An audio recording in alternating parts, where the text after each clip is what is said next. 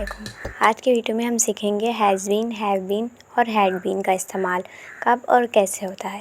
یہ تینوں جملے بہت عام ہیں لیکن زیادہ تر لوگ ان کو صحیح طریقے سے استعمال نہیں کر پاتے۔ تو آئیے آسان اردو جملوں کے ذریعے سمجھتے ہیں۔ ہیز بین اور ہیو بین کا استعمال پریزنٹ پرفیکٹ کنٹینیو ٹینس کے لیے ہوتا ہے، یعنی اس کا مطلب ہے جب کوئی کام ماضی میں شروع ہوا ہو اور ابھی تک جاری ہے تو ہم ہیز بین یا ہیو بین کا استعمال کرتے ہیں۔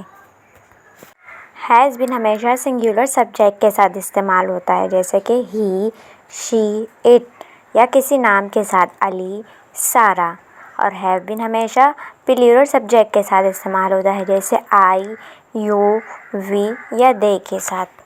چلیے کچھ مثالوں سے سمجھتے ہیں۔ وہ صبح سے کام کر رہی ہے۔ She has been working since morning. یہاں کسی اور کے بارے میں بات ہو رہی ہے تو شی کے لیے ہیز بین کا استعمال ہوگا، یعنی سنگولر شی کے لیے۔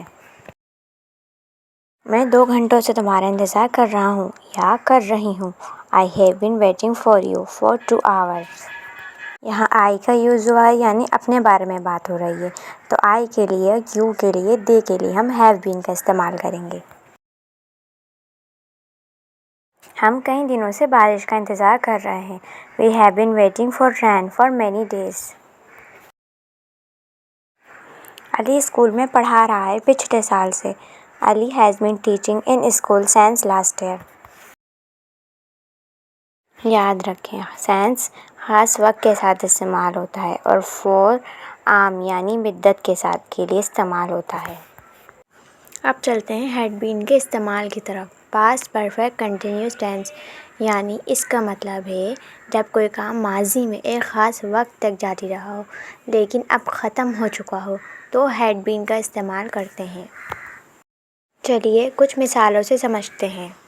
وہ 5 سال سے اس کمپنی میں کام کر رہا تھا۔ He had been working in that company for 5 years۔ اب اس میں یہ دیکھیں، اس میں بتایا جا رہا ہے کہ وہ کام کر رہا تھا، یعنی پاسٹ، اسی لیے ہیڈ بین استعمال ہوا۔ اگر کر رہا ہے تو پھر ہیز بین استعمال ہوگا۔ یہی فرق ہے ہیز بین اور ہیڈ بین میں۔ ہم 2 گھنٹے سے تمہارا انتظار کر رہے تھے جب تم آئے۔ We had been waiting for you for 2 hours when you arrived۔ We کے آگے had been استعمال ہوا ہے کیونکہ انتظار کر رہے تھے۔ اگر ہوتا کہ انتظار کر رہے ہیں تو پھر we have been یوز ہوتا۔ بارش ہو رہی تھی اور بچے کھیل رہے تھے۔ It had been raining and the kids were playing۔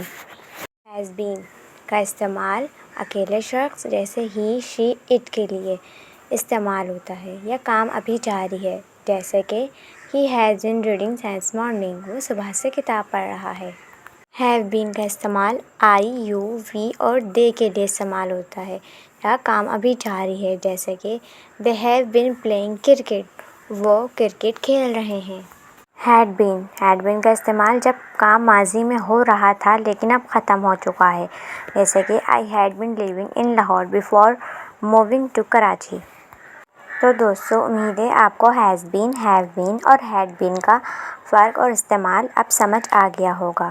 اگر آپ کو ویڈیو پسند آئی ہو تو لائک کریں، کمنٹس میں اپنے سوال لکھیں اور چینل کو ضرور سبسکرائب کریں تاکہ آپ کو ایسی آسان انگلش سیکھنے کی ویڈیوز ملتی رہیں۔ ملتے ہیں اگلی ویڈیو میں۔ اللہ حافظ۔